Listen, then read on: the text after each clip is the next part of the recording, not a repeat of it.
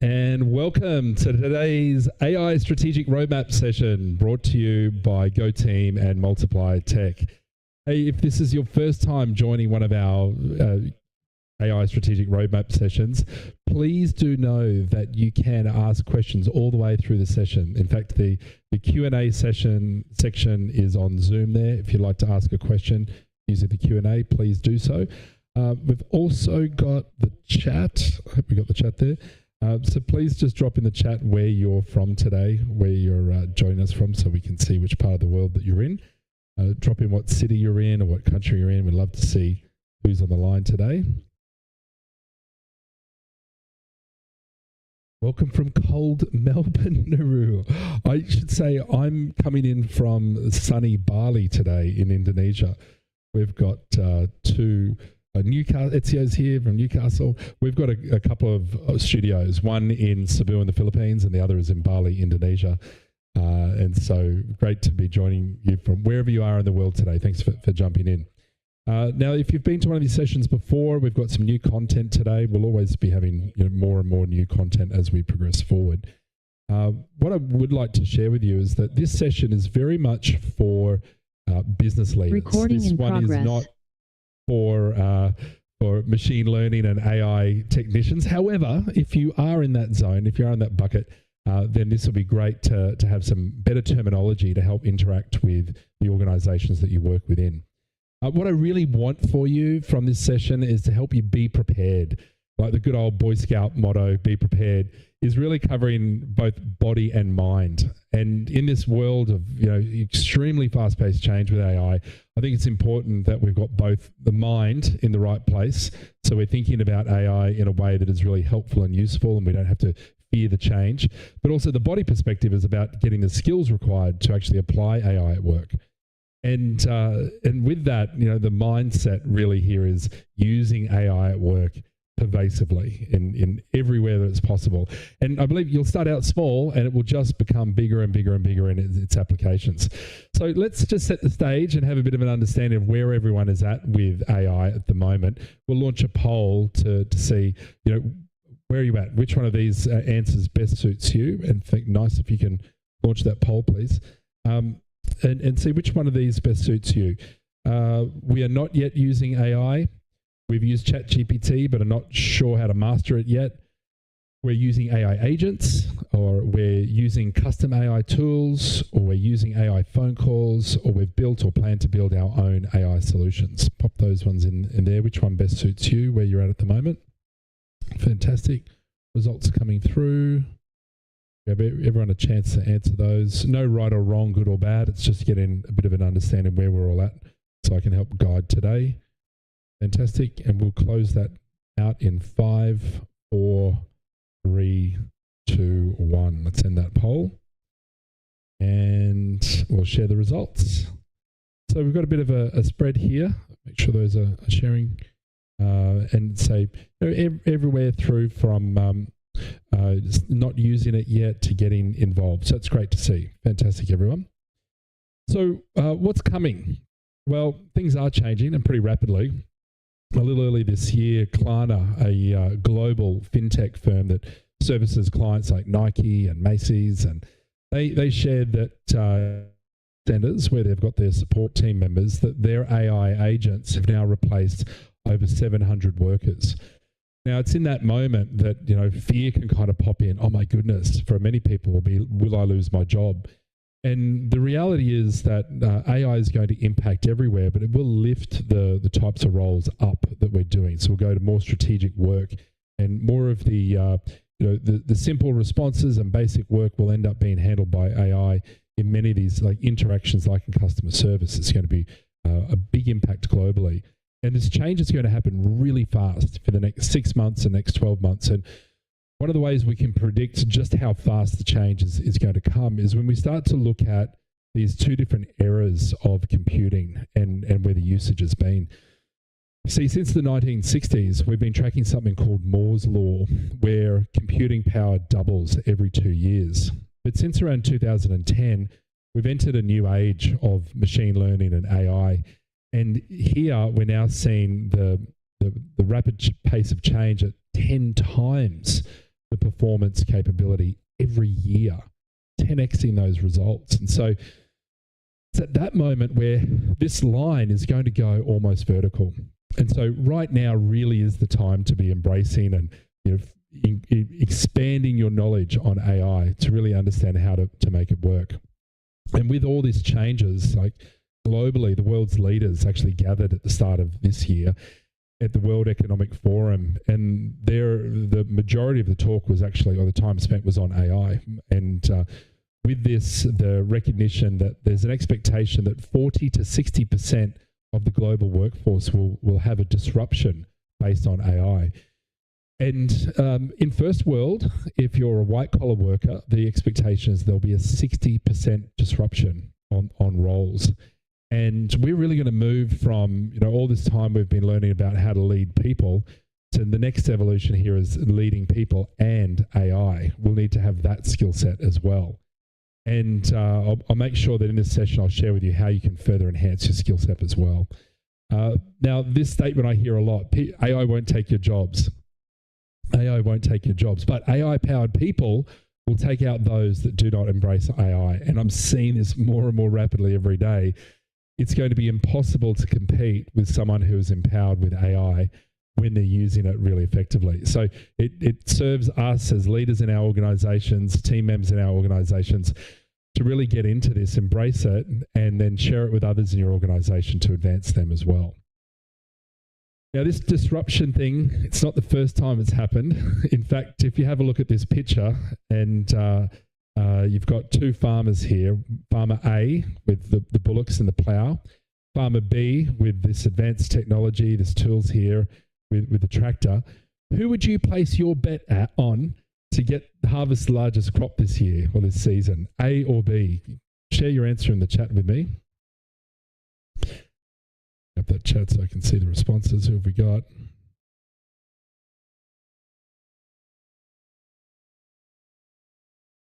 Will I bring up the chat? All right. Yeah, Ezio's Rondo. B. Spot on, right? We can clearly see it. But what's the difference fundamentally? What's the difference between these two farmers? If you could distill it down to a word, what word would you use? Who's got machine powered? Great. Innovative tech from Jay. Distill it down to a word. Tools, Ezio's got. Yeah, like if you think about machines, tech, tools, at the end of the day, they're all just tools that we use, aren't they?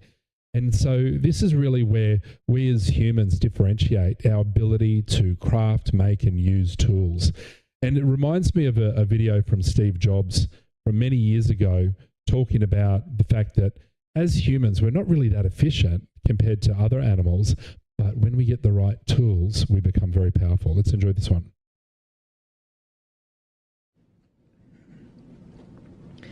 I remember reading an article when I was about 12 years old, I think it might have been in Scientific American, where they measured the efficiency of locomotion for all these species on planet Earth. How many kilocalories did they expend to get from point A to point B? And the condor won, came in at the top of the list, surpassed everything else, and humans came in about a third of the way down the list, which was not such a great showing for the crown of creation. And but somebody there had the imagination to test the efficiency of a human riding a bicycle. Human riding a bicycle blew away the condor, all the way off the top of the list. And it made a really big impression on me that we humans are tool builders, and that we can fashion tools that amplify these inherent abilities that we have to spectacular magnitudes. And so for me, a computer has always been a bicycle of the mind. Something that takes us far beyond our inherent abilities. And I think we're just at the early stages of this tool, very early stages. And we've come only a very short distance, and it's still in its formation, but already we've seen enormous changes. I think that's nothing compared to what's coming in the next 100 years. I think that's nothing compared to what's coming in the next 100 years. And we're starting to see this now, right? Like this computer technology, as it's advanced into artificial intelligence and machine learning, just how far this can be stretched. And I think it is important, though, to keep reminding ourselves that AI is a tool, and therefore it's up to us to be able to use this new tool set and understand how we're actually going to use it. Now, in business, I have this analogy of a garden hose, and I hope this one resonates for you. In that, imagine that your business is a garden hose, and when you turn on the tap, the flow of water coming through are our customers, and they're having an experience in their journey as you get all the way through to, let's say we're filling up a bucket, and at that bucket, as the water fills it, that's the value exchange moment. We have a great result for both the client or the customer as well as the organisation and all of its stakeholders. Now, anyone that's been in business for a while will realise that when we turn that tap on faster, more customers start flowing through. We'll notice that maybe there might be a bit of pressure and there might be a few leaks sprouting in that garden hose if it's been around for a while. And we very quickly need to go and fix those leaks. We might try and plug the hole or put some tape around it, or you might cut a piece out and re-engineer a new piece in. But if there's any leaks along the way, leakage, that's not what we're after. And I like to think of that in business, that we're always constantly improving our systems and our processes so we can get that flow to work more effectively. Now, we'll always use different tools in our organizations to do that. A new tool today is how we apply AI to improving and enhancing the quality of those processes as we see the client or customer journey. Now, in today's session, I'm going to cover three things. First of all, we're going to have a look at the AI Foundation for business leaders. This is I won't go too deep on terminology, but I'll throw a couple in there to expand your learning. We're going to look at the second section is around planning and implementing an AI strategic roadmap. So we're going to take a new view at this to kind of not feel so overwhelmed by all the tools and the options out there, but to narrow the focus down. And then the third section will be about the new AI roles in business. Because things have changed, there are new roles that are required, and it's very different from 3 years ago with what was needed to actually have an AI team in an organisation. But today, your AI team can be built from the majority of your team members that already exist, as well as accessing new talent as well. And so let's jump into it. Who am I to be sharing this? Well, my name is Matt Kesby. I'm the Chief AI Officer at both GoTeam and Multiply Tech. At GoTeam, we help build AI-powered teams for organizations around the world. And we do that at a 60 to 70% cost saving out of the beautiful location of Cebu, the Philippines. In addition to that, we also help not just save the money, but scale up those results by actually applying AI effectively. Over at Multiply Tech, well, we build the AI technology that supports people to execute their results at work. We do that through some of the products that we build, as well as custom solutions as well. This is more than just a technology play, though. It really is a people and technology play. I should say, from a technology perspective, we've been building software since 2007. One of our products out there in the market in Australia is an award-winning fintech. It does around $1.7 billion a year in transactions, and with a whole range of automation, and we're rolling out AI into it at the moment as well. But it is more than just a technology play. This is a people and technology play. And for close to a decade, I was very fortunate to head up the strategy execution practice at Franklin Covey, who are best known for 7 Habits of Highly Effective People and global leaders in leadership development. And majority of my time there was in change management in organizations, helping to move the needle on goals that require a change in human behavior. And it's a very important thing to understand that, we're going through such a significant change process with AI that it's not just about the tech. It's very much around the people and helping them to embrace the technology and the adoption. And with this change, we'll often see people go through a fear moment, because as human beings, we fear what we don't know. Said differently, ambiguity. If you cannot really visualize what's coming next, or what may be around the corner, our brains will kick back into a primitive approach, and fear will be the natural emotional response that comes out. So how do we move from fear to essentially love, which is the other side of the coin? And love really in this zone is about being inquisitive, about learning new things. One of the best ways to do it as leaders is to walk the talk. And I love Gandhi's work here, because it's the Gandhi paradox, which is nothing you do as an individual matters, but it is vitally important that you do it anyway. What he's saying here, and as we apply this to AI, is that we as leaders need to apply AI first so that others can peer over our shoulder and go, that's how to do it. Oh, it doesn't need to be so scary. Oh, I can see how it can enhance results and I don't need to be fearful of losing my job. In fact, by skilling up, I can have all the confidence in the world to add value, and this fear thing, you can completely wipe that one away. So let's jump into the schedule for today, our agenda, our plan of attack. Let's have a look at our AI foundation for business leaders. So this fear or love thing, it's real, right? You'll all experience it at some point in time. Our AI journey actually started in 2020, where we're all at the height of COVID. People are working from home. We had about 18 months in the Philippines working from home. And during that time, we realized that data security becomes really paramount, and that we need to be able to ensure that if someone's working on a computer, that when they're looking at the screen and the data that they can see, that it's actually protected, and that if someone walks away from a computer, that it's going to be safe, and that if someone who wasn't meant to look at the data was looking at it, that the screen would be protected. So what we did was we solved this problem by building a product called Visual Access AI. I'll show this one to you now. That it's actually checking consistently that it is in fact me, and I've been authorised via our organisation to continue working. My identity is verified and I can simply go back to work.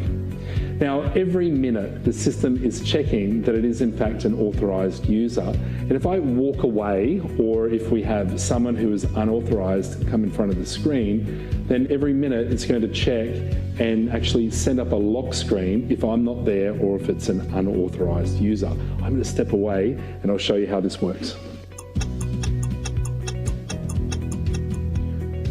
Okay, you'll notice that the lock screen has now been presented, and at this point in time, because an authorized user is not verified behind the screen, we now are unable to access any of the applications that are available to the system. It will no longer be available until such time as the authorized user, is returned. Now let's look at how fast this occurs. By simply sitting back down in front of the screen, it's recognized me and I'm back to my desktop and I can start to access any of.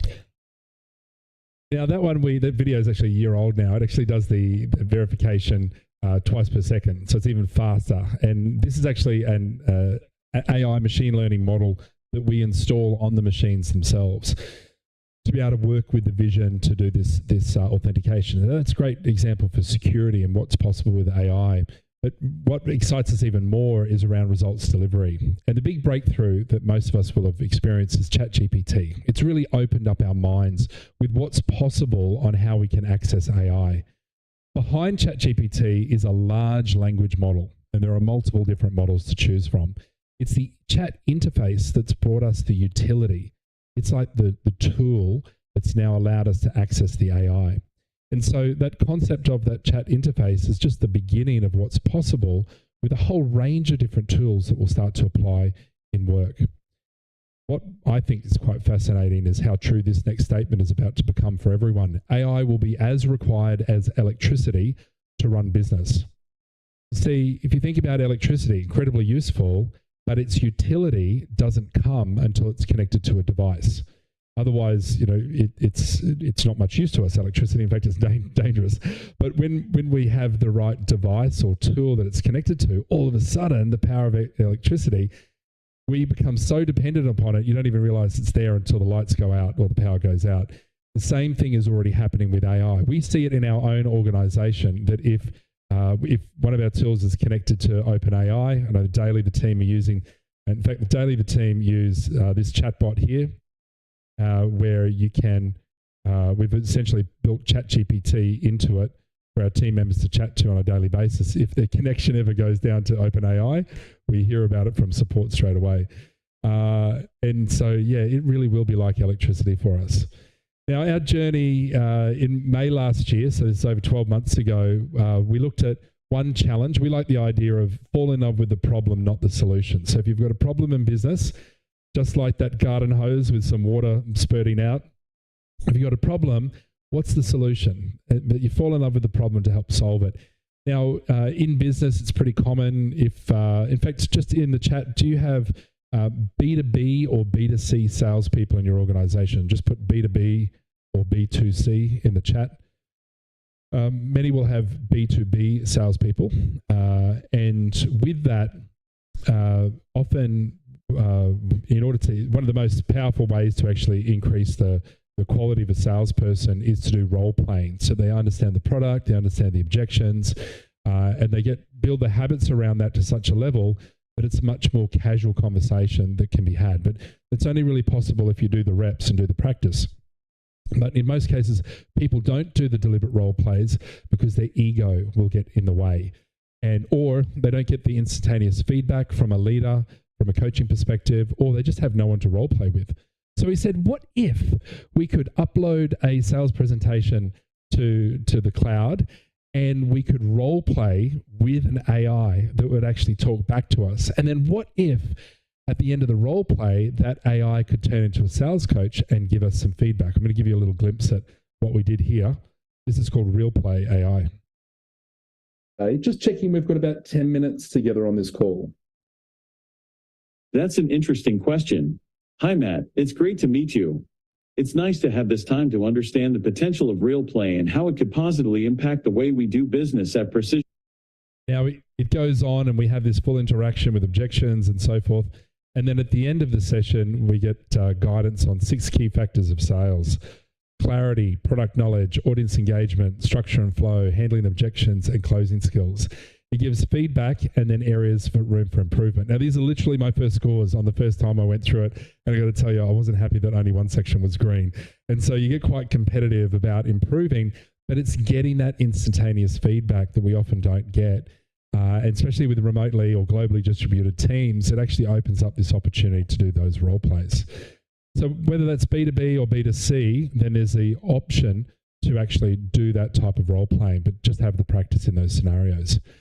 Now, we love problems, so we've moved on to solve another one. We're utilizing AI. And at Go Team, our outsourcing business, we have over 1,100 team members there, and we have over somewhere between 1,000 and 3,000 people every week apply for work to join the Go Team brand. And with that, that's a lot of people to interview. And I don't know about you, but if you've ever interviewed, the process of interviewing is often very taxing if you're a hiring manager, because we're busy doing our work and then we need to recruit people. And you urgently need the person, but there's not enough time, usually it feels like, to do the interviewing process thoroughly enough. Or the other challenge is that, great quality people are already working, and when we're available to do interviews, or recruitment managers are available to do interviews, that's often after hours. It's often during the day, not after hours when the top talent's available. So there's this diary mismatch.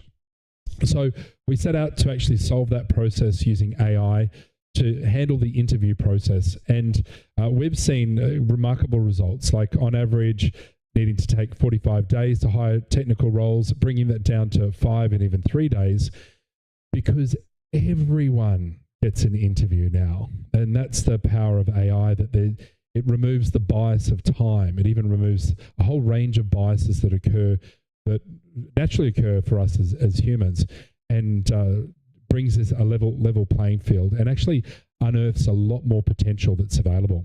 The AI actually, I'm going to show you a video in a sec. The AI writes the position description, it writes the questions, it writes the answers, it posts the ad online, it interviews the applicant, and then it does a full analysis afterwards as well. So we get to see greater insight. We get to watch all the videos, but let's watch it in action and hear and both an applicant and the AI. So here it is, writing the position description. You can edit that further. It writes the questions and the answers, poor, good, and excellent. Posts the job ad online, does the interview via video, and then here's the result. Business objectives and goals. I love this question. This is one of the key things a product director must learn to do. Now, each of those questions have got the questions have been analyzed, excellent, good, or poor. We've also got it there showing the transcription, what the applicant excelled in, what they can do to improve, qualification scores, behavioural scores, psychometric testing, and even an international English language test standard is able to be inferred from this interview. All of a sudden, this rapidly scales up what's possible. And It's often been shared with me, any project or any endeavor that you have, there's three sides to a triangle: time, quality, and cost, and you're only allowed to have two. You're not allowed to have three. But the reality is with AI, we now get the three sides of the triangle. We can do things faster. That's the time. We can get a higher quality, especially with consistency over time. And the cost to do these actions is now reduced. And therefore we can do it at a greater volume and scale. It's a remarkable time that we live in. And we see things like these interviews as an example. Like, to handle a job opening for a month is around about $20 and about 7 cents per interview to actually execute this. So it's remarkably affordable. The next thing that we looked at then is there's a new concept called an AI agent. Now, if you haven't heard of an AI agent yet, that's pretty normal. But an AI agent is an AI entity that does the work you do for you. But before you freak out thinking it's going to do all your work, or we get too excited that it will do all of your work, it's going to help augment your work to be able to do a whole range of functions a lot faster. In fact, in this video, I'll be sharing with you how we do around 6 to 8 hours of work. We actually get it down to around about 60 seconds now, but let's have a look at this one. The AI agents, it looks like ChatGPT. And with these ones, you can create your own AI agents. In fact, the AI will help you write the AI agent. You don't need any coding skills. You can then bring a group or swarm of AI agents together into a workflow to help you execute a range of tasks in a process. In this example, and you can connect to third-party tool sets via APIs. In this case here, it's going to help us with lead generation by writing an article based on the latest research on the internet. And it brings together 1, 2, 3, 4, 5, 6, 7, 8, 9, 10 agents to do this work together. It goes out and does the research, about 2 or 3 hours of work. It shows 43 seconds here. I just did one, it was 17 seconds. It's getting faster as the quality of the AI models improves. Does the research, writes a headline, writes the article, finds some images, writes an email to go to the database, and then it writes Facebook, Instagram, LinkedIn posts, just as an example. But you can create any type of agent you like and interact with those ones and bring them together in a workflow. And at the end of today, I'll share with you how you can learn about actually building up this skill in creating AI agents and creating the workflows to help support you in your business. We also build some custom tools for ourselves. We find it really important in the outsourcing and the people business to understand what's possible with building a team offshore. And often that starts out with many organizations thinking maybe administration. But really it covers any area of business where a team member can work behind a computer. So things like marketing and sales and product service delivery, customer service, IT, HR, finance, the full gambit. And we've now built our own AI tool to help brainstorm up all the different types of roles that are suitable for a particular industry offshore. The AI then also writes the position descriptions, it writes the goals, it writes KPIs, it writes procedures and policies and processes, pardon me. And shortly we'll even suggest the AI tools for each of those roles to utilize. Now, this starts to open up people's minds. We run a bit of a game over at the Go Team Business. We call it the $2 million playbook.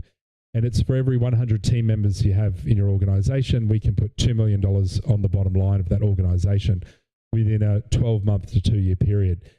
That's only going to get further accelerated with AI and what's possible.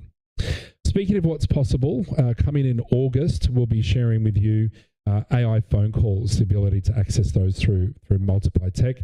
And a wide range of applications, from appointment setting to support calls, accounts receivable calls to collect money, new employee onboarding. Here's a little mock-up I did for employee onboarding. It's a longer conversation, but I've chopped it in half. Let's listen to this one.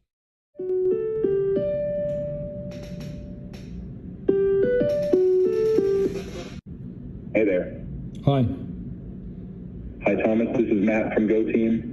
I noticed that you've recently applied for a position. I wanted to reach out and discuss the next steps in the hiring process. Are you available to chat for a few minutes? Yeah, for sure. Once you complete your profile and go through the AI interview, we'll be able to assess your fit for the role more accurately. If you have any more questions or need assistance at any point, feel free to reach out. Have a great day, and I look forward to the before you go, quick question. What's the office address? Of course, Thomas. Our office address is 9th floor, I-1 building, Josemar. Del Mar, IT Park, Apas, Cebu City, Philippines. If you need further directions or have any other inquiries, please don't hesitate to ask. Great, thank you. Now, this is wild. It can connect into your business data and information. You can make it specific to behave just like it was a very useful, helpful team member. You can even book appointments, schedule those into people's diaries and available diaries and so forth.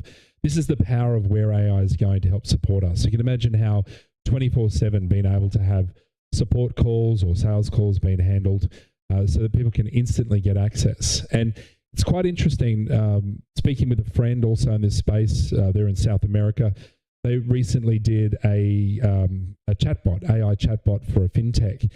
And he shared with me, he said, Matt, when we had the AI in this fintech, specifically doing debt collection, when we put it up against AI versus human, the AI was winning in its results and its ability to do the debt collection. And what was seen was really interesting in that humans would share more information with the AI than they would with the human. Isn't that interesting? People are more open to sharing their information about their personal financial situations with the AI. And we're like, why is that? Now, the answer to that is because as humans, we have ego, and we naturally, we will feel judged at times, and we may reserve ourselves or hold ourselves back from delivering the full amount of information. And so the AI has a non-biased, non-judgmental interaction with the human, and therefore people are more open to sharing it. There's also research now saying that the people are happy to take an AI phone call, knowing that they will not have to wait to get the service and get the results out. I'll put the data in our next presentation. It's really fascinating to see this and how fast it's going to change. Now, we believe here at Multiply Tech and at GoTeam that every team member deserves to have their own AI agent that supports them in the work that they're doing. Now, today it's possible to actually create an AI agent that's grounded in the business knowledge of your organization and have it available for a team member to talk to. And you can have it available to just be sitting here on the desktop that they can interact with. And you can have a range of different AI agents for specific purposes sitting here to chat to. Soon, coming this year, you'll be actually talking to them. This is just a mock-up, but just to give you an idea of what's possible. 3 customers that purchased from us. Let me start that one again. Hey, Raya, who were the last 3 customers that purchased from us? Hey, Matt. The last 3 customers were Jacob Winters, Heavenly Architecture, Sarah Allen, Oak Ridge Outdoors, Robert Masters, Better Built Homes. Thanks, Raya. How much did Better Built Homes spend, and how did they hear about us? Hey, Matt. Better Built Homes spent $7,000. This is their first purchase and were referred by Randy Richard by Jacob Winters from Heavenly Architecture. Would you like me to draft a thank you email to Jacob?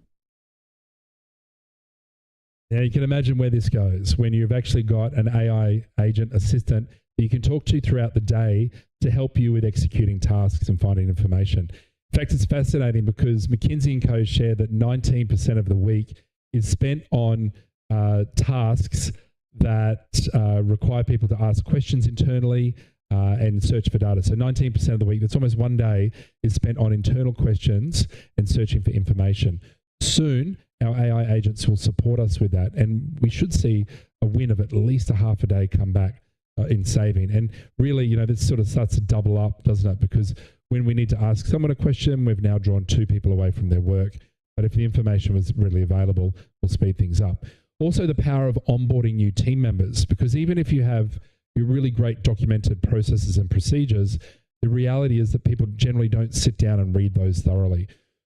Rather, they like to ask a question of how to do something. So you're about to ask the AI agent how to do that. Now, if you're progressing forward in creating your policies, procedures, and process systems in your business, that's really fundamentally required because the AI needs to be able to read that to then be able to give accurate answers out. Okay, let's do poll number 2. We've shown you, broaden your epistemology, your knowledge, your mind of what's possible with AI. We'll put up this next poll, and I think is it multi-choice or just the one to choose from? If there's only one to choose from, which one of those stood out the most to you as being useful in your organization? Which one of those, if you can pick more than one, but which of those in there would you say, hey, yeah, that would be really useful for us in this organization? There's a few there. I'm going to read them out to you. So AI support for marketing, AI support for salespeople, AI agents to support all roles, AI for interviewing, AI to bring focus and improve productivity, personalization for AI assistants, 24/7 chatbots, phone calls, data security. It is interesting. It's a very even answer all the way through. I'm going to close this one out in 10 seconds. 5 more seconds. 5, 4, 3. Answers are coming through. 2 and 1. Let's end that poll and we'll share those results. So quite an even spread. I'm sure if we gave you the opportunity to select more than one, there'd be more than one selected there as well. And so this is also a really good sign for, in our organizations, we'll all be at different stages. So which AI tool that you need to apply depends on the strategy. We'll often use the terminology, your structure follows your strategy. Once you're clear on the strategy, then you need to make the next decisions to bring that strategy to life. And so that to bring that strategy to life, we'll create an AI strategic roadmap. But let's now look at some terminology. Because you've seen a lot of things that AI can do, but what's some of the terminology and how does it work? Well, the first concept here is speech to text, where the speech, the voice is going to be recorded and sent to a large language model and converted into text. The reason it gets converted into text is so that the AI can then utilize that information effectively. We also have text to text, so that's where we input text and we get text out, and we're probably all used to using ChatGPT by now, so that's an example of that text to text. We also have text to speech, where you can type information in and a voice will come back. Text and data analysis is the big usage here around large language models like ChatGPT. And so we put text in, and then there's some form of analytics that are going to be run on it to give us responses to come back. Now, we also need to work with our corporate data. We need to be able to enable our AI systems to actually access those so that the large language models are amazing, but they're trained on past data and they're not data from your organization, which you need to keep for your organization. So there needs to be a way to actually enable the AI to interact with it. Then you can have a specifically trained model where you can take all your own data or on a specific data set, train that model so that it can get smarter and give more purpose-driven answers. Then we've got actions, which is more technically known as function calling, where when, let's say, an AI agent needs to communicate to another software system, it's going to need to take that action. Now, it does that via an application program interface, a connection between those two systems. It will write a function to then send that over across the API. Now, this to me is like magic land at this point in time, because we previously needed to hard code up software systems to be able to do these interactions. Today, the AI agents are able to write their own code to actually interact with another system. It's quite fascinating. And then there's vision, like I shared with you before, where we're able to actually take an image and then the AI can make an analysis on it. In fact, the latest from ChatGPT, it hasn't been released yet, but the ability to take your camera and view around the room, and the AI will be able to make an assessment of what's in the room. The applications for this are phenomenal, and we'll see a rapid implementations of AI and video as well as speech. Really this year we'll start to see it as these new features come out. Some more like a harder terminology here, or moving more into the AI land. So what is AI? Well, AI is artificial intelligence. It's simulating human intelligence, machine learning, or ML for short. This is a subset of AI actually, and it's actually where algorithms and statistics are utilized to actually help the AI models further improve. Model is a word you'll hear a lot. This refers to a representation of a system or a process, and in doing so, that's the information that's utilized to then predict, to make decisions and perform tasks. Now, it's important to note that a model is not a database, right? A database often looks like an Excel table, and you can get very precise and specific information out of those tables. But the model is not a database. These language models are actually doing a prediction of the next letter and therefore word and sentence that's going to come out of it. So some will talk about AI as hallucinating, like its results will come out different every time, and that's because it's not a database. It's actually predicting its response, kind of like how we speak or answer a question. Like if you ask me a question today, I'll give you an answer and I'll do my best to always be precise. If you ask me the same question tomorrow, I will generate similar content, but my words might be slightly different, or length of sentences, or I might give another analogy to help explain that particular item. That's, you know, our human intelligence and artificial intelligence, we're very similar like that. If we want specific information, then we need to go to a different approach, which I'll get to second from the bottom here. So the large language model, that's able to generate this language out, text out for us to understand. ChatGPT, okay, that's the chat interface connected to the large language model. AI agents, you've seen that one already. My definition on this one is it's an AI entity that does the work you do for you. Essentially, it's doing the work on behalf of the user, and it can perform tasks and make decisions and provide information. Now, the second from the bottom one here is retrieval augmented generation. This might be quite new terminology, or RAG for short.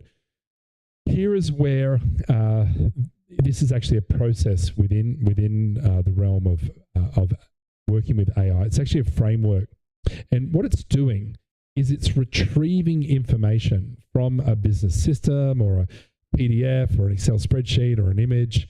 It's retrieving that information, and when it produces the answer, it's augmenting the generation from the large language model to combine these two together. Now, one way to think of this is that, and with retrieval augmented generation, it can be, you might do it just in a chat by uploading a document, or you might connect it to a business system so it's constantly got that information. Now, the final item on here is human in the loop. And I like this one because I believe very firmly that us as humans are going to be involved in leading and running the AI for a very long time. With all the amazing automations that are coming, we're still needed to guide it, give it direction, and help it make decisions as well. The process here is where we have some form of input that will go into an AI model. Now, depending on that result that comes out, if our confidence level is high, we might be okay with it to continue. But if it's lower, or we want to check it, or we want to make an adjustment, then this is where the human in the loop moment comes in. We can accept it, we can adjust it, we can send it back through the AI process as well. All right, that's your foundation to get you started. It's just the tip of the iceberg though. And now it's time to have a look at getting a plan in place and actually having an AI strategic roadmap to give you some direction. I think one of the best ways to start with this is, before we run off looking at different tools and AI models and so forth, is actually just to understand the business, really like that garden hose analogy again. Now, if we laid out the garden hose across the top of this slide, and we were able to create sections of like marketing and sales and customer service and operations and IT and finance and HR and so forth, you could then say for each of those columns, what is the major goal that we need to deliver in that particular division? And then what are some of our challenges in delivering upon that goal? Now, from that, it'll help you to start to uncover where you can start looking at applying AI. Fall in love with the problem, not the solution. Yes, AI will be the solution, but we need to understand the problem in more depth so we can then find the right ways to apply the AI. Then from here, you can brainstorm out a whole range of different ideas to assist. So for example, in here, I've got marketing, the AI agents, having a role-based AI agent that could help with all aspects of marketing. Or it might be content marketing. And here I play it out to a whole range of different products, and this can really expand out. Now, when 19% of the week is spent on asking internal questions and searching for data, one AI agent that's role specific, I believe, is a really powerful one for all of us to have, and can even help you in brainstorming out the answers to these sections. So when you have an AI agent that's role specific, you can start to ask it questions like, what are the top goals that I need to be considering in my role? What are some of the generic challenges? And then how could AI be utilized to assist? So the AI is going to help us further in utilizing AI. Now, once you've got all those ideas out there, the next thing to do is to have a look and see, hey, where does this fit on our overall strategic roadmap? Are we going to build the tool, or are we going to buy the tool? Is our data ready today to be able to access, or do we need to spend some time cleaning it up? Look, most organizations, there's information in spreadsheets and Google Drive and Dropbox, and there's paper over here, and some things are stored locally. So there's a little bit of a tidy up required at times with data, but don't let that stop you. First thing to do is get a few early wins. The next thing is to look at is just sort of categorizing these. Are these customer, profit, revenue, product, or other? That's often really useful, because if your strategic theme for the year is about revenue growth, or if it's cost reduction, or it's loving the customer, any of those, you can then help to prioritize what you're going to work on next. Now, once you've got these ideas, you can map them out. And we like to use this quadrant here that CO Coaching International put together. And on the left-hand side, we've got business value, and that's done through dollars or differentiation. And it's either low or it could be high. Then across the bottom axis, we've got ease of implementation, which it takes into consideration time, complexity, and adoption, all the way from immediate to 3 to 5 years. Now, you can start mapping out your different items on here. This is actually the one for GoTeam. And at Multiply Tech, we help support GoTeam by building the technology to be utilized there. And there's some areas that are really quick wins, like the interviews are really quick wins. AI agents are really quick wins. Phone calling is coming shortly. And so it's either a case of you're going to buy or build. So you've got a straight line for buy, a dotted line for build, and then data readiness, we've got green, yellow, and red to help put those into the positions. And then we've got the different categories in business: revenue, customer, cost, product, and other. This then allows a very neat map to be put out there to help us to start to narrow the focus on and decide where to put the energy first, versus going off and getting caught in a direction that might not add value. So when we're in this quadrant here, it's good value, should start today. If it's high value and quick to implement, do it now. Don't wait. Let's get the returns in there. But if it's going to take a bit longer to actually get the data and do the build, maybe that's if it sits on, you might think it's 3 to 5 years away, might actually only be 18 months because of the speed of change that's coming. But at least put it off to one side and focus on what you can deliver right now. Now, how do you know which of these to focus on and deliver? We've got 9 key questions here that will help you to analyze that. They are, and there's an example of this one I'll put up.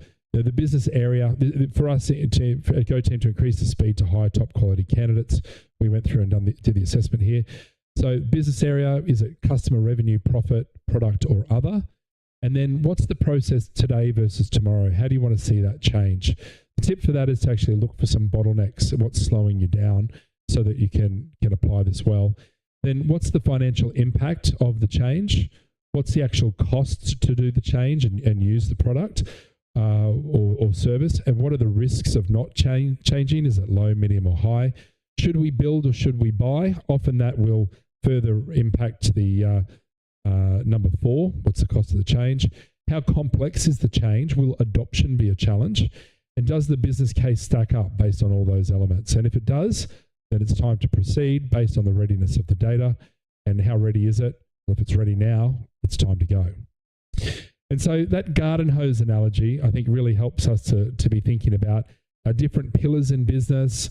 If we've got the little leaks coming through, how are we going to fix those? How will we apply AI? What are the different challenges to resolve? And then how will AI be applied? Once you've got a bit of a plan there, strategically of the ideas, implementation is an execution. It's always the requirement to get the results. And there's a phase to go through. And if you get these phases in order, you'll find that you'll keep moving forward faster and faster in your implementations. Here are the phases: discover, design, deploy, educate, execute, and evaluate. In the discover phase, it's time to really uncover what is the problem, so that you can then think about designing the solution. That's the design phase. Once you've got that designed and it's time to deploy the AI tool, and with that deployed, run it first sort of privately or in a small pilot group, so that you can then build the education materials on how to use it, and then share those education materials with the people who will be using the AI afterwards. Then it's execute time, and in your execute phase, as you're getting the results, document the results, look for opportunities to further iterate and make adjustments, and then take yourself all the way through to the evaluate phase. Now, in the evaluate phase, it's about doing some form of report out, so that if you're in a larger organization, you can educate both the leaders and other team members on the impact, and essentially get the additional support to go into further AI implementations. Now, in some cases, this can be done as fast as, gosh, even one day, especially if you're using no-code AI agents. But if you give yourself like 5 days to do an implementation and do some report out on it, if it's a bigger impact, then you might look to something like a 90-day implementation, so you really get things right. And the key is, though, that this is very much a marathon. It's not a sprint. Although we might talk about sprints in implementation from an agile methodology, this is an ongoing race to be able to deliver remarkable results. And I love the proverb, or this old saying here. I think it fits really well. If you want to go fast, go alone. But if you want to go far, go together. I don't think you need to do this journey alone. I think with all the changes that are coming out, it's no longer possible to do it alone. It's about being able to tap into the right access for information. And also inside your organization, you need a team. It's not just one person doing this, but it's multiple. Now, that's changed a lot. If we were having this conversation 3 years ago, I would have been saying to you all these very expensive roles that you're going to need to put in place, data scientists, machine learning experts, and so forth. In reality, AI is becoming democratized. We don't need to look at it through that lens anymore. Instead, though, there are 4 new roles that we believe are vitally important inside of organizations. And with this, I like Jim Collins' work. I think this is timeless. First who, then what. We need to understand, who do we need to get on the bus with us to drive that bus through to success? Then let's figure out what needs to be done afterwards. And so any of the great organizations that have been very resilient over time have gone with first who, then what. Because if a person has only one skill set and times change, they're unable to adapt, you run into all sorts of challenges. It's the adaptability, the eagerness to learn, the willingness to take action that are really desirable traits right now. The skills can be learned. And the skills, and we'll share with you how we can help to upskill people shortly. But here are the 4 roles. The first one is the Chief AI Officer. Now, the Chief AI Officer does not need to come from a machine learning background, but they certainly need to be a bit of a technologist or interested in technology. And they're also interested in process improvement inside of organizations. That's a great fit for a Chief AI Officer. Oh, and it doesn't have to be a person that's doing this full time. Someone can wear 2 hats with this one, so that they really understand the organization, and they're going to be helping look at where to apply AI in the organization. Now, you're also going to need, from time to time, or depending on the size of the organization, an AI implementation engineer. This is someone who's going to work with your business systems and be able to help connect them to the AI products, or connect multiple systems together to drive greater automations in the organization. The third is a flow engineer. Now, a flow engineer is someone who has mastered the use of AI agents. They don't need to be programmers, because we now have the no-code platform to make that work. But they're looking at business processes, both in their own work, but also in other people's work, to help build out the AI agent workflows, to help execute tasks. Now, the future that we see is that everyone will become a flow engineer, at least at a level 1 certification before moving up to higher, more complex areas. So that if everyone's empowered with AI agents and everyone has the skill set of being a flow engineer, throughout the day when they hit a new challenge, they're able to think of, how could I create an AI agent that could support me further in this task or activity or process or goal, so that I can positively impact time, quality, and costs and rapidly move results forward. The fourth one here is the AI implementation consultant, often working in conjunction with a chief AI officer to really look at what's possible in the organization and guide the direction and execution of rolling out implementations. Now, with this, chief AI officer, AI implementation engineer, flow engineer, and AI implementation consultant, we're going to bring up poll 3 now. Which of these stands out to be for your organization where starting would make sense, or where you see the opportunity to have inside your organization? Just take a moment to say which one of those stands out the most for you. No right, wrong, good or bad. It's just about building our own personal awareness within this zone so that you can then start to say, hey, what's the next step and how can we take action? All right, it's very popular coming through. Couple more moments to think on that one. Right, let's end that poll because we've only got 4 minutes left. So we'll end that poll and share the results.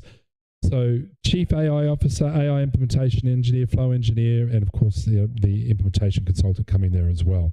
And depending on where you are at your stage of your journey, needs will change naturally as well. Now, if you have some needs, especially for AI-powered people, please do reach out to us at Go Team. We'd love to be able to help you out. We love being able to build team members and help them with these skills, and also being able to offer constant upskilling around how to apply AI at work. You can book a call with us by, I think the link will appear in the chat any second now, or you can take a screenshot there and grab that QR code to book a call. Also, in the zone of upskilling, we've got 2 areas to help with upskilling. One is Flow Fridays, our flow engineering sessions, as well as our new Chief AI Officer 90-day with an AI implementation bootcamp. Flow Fridays, you can register for those. They're free to attend. All the sessions are recorded and hosted on our YouTube channel, AI Powered People. Here we are live in our YouTube, one of our 2 studios. And they're great. They're actually, we slow it down as a side-by-side build. I'll be joining you in those sessions. You get a worksheet with a step-by-step instructions. It's like a copy and paste approach to be able to build out new agents and workflows. In fact, tomorrow's session that's on, we're going back to basics. We'll do a back to basics overview. So we have many new users join. So it'll be a great session to attend. Please do sign up for our Raya Pro AI agents prior to that, so you can have it set up and ready to go for the session. Now, AI Officer, Chief AI Officer, the training, the boot camp for this one is going to start for US clients on the 5th of August, for Australian clients on the 6th of August.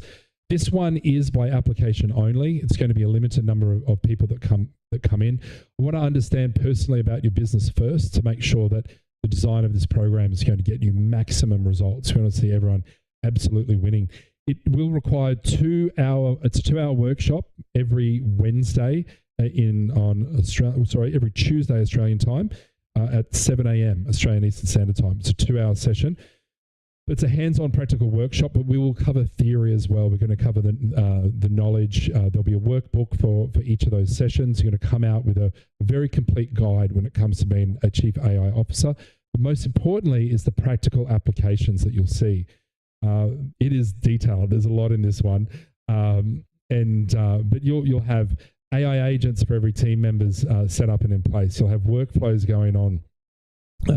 You'll be redoing your documentation in your organization, connecting your documentation to new systems so the AI can understand it and read it. You'll have live chat AI support for your organization, or at least you'll be building out the proof of concepts, and then you can make your decision if you're going to then further roll it out into the organization, but you'll get hands-on to build these things. Also phone calling for outbound appointment setting, for inbound customer service handling. All of these you'll be building during these sessions. And during this time, the access to our products to utilize them during that 90-day product. You'll have full access to them as part of the program as well. The session, so all you need to do to apply for that if you're interested is to send me an email, matt@multiplytech, and would love to be able to help you with that. We'll find this up with two things. We'll finish up. We'll just run a poll here. Just let us know if you're interested in the boot camp. If it's number one, then please contact me, or we'll ask you to contact us. But we'll make sure that we can get you to the head of the pack. If you like the idea, I'm interested in the Chief AI Officer, but need others in the organization to be aware of this content first, then the key there is to invite them along to the next session. So there'll be another session like this one, although there'll be more interesting things in it next week at the same time. So please invite them along. Or if you're there to say, hey, I'll go along and achieve the results with AI, we encourage you to do that too. And then I don't think that anyone's going to reply to the last one. I don't see how AI can assist, but I'm sure you can. Wonderful, everybody. Thank you so much for attending today. It's really great to have so many people on the call interested in AI and supporting your businesses to go forward. We're going to finish it off very quickly with a quick photo. I think our team would love to take a screenshot. So if you've got your cameras on, say hi. We'll ask you to pick your favorite emoji from below or reaction. I'm going to pick the heart sign there. Pick the heart sign and give us a wave. And we'll take a quick photo for everyone that's on the line. On 3, 2, 1. Fantastic, everyone. Wishing you an amazing day and an incredible AI journey ahead. There is remarkable results ahead for you. My name is Matt Kesby from Multiply Tech and Go Team. Looking forward to seeing you on our next session. Bye for now.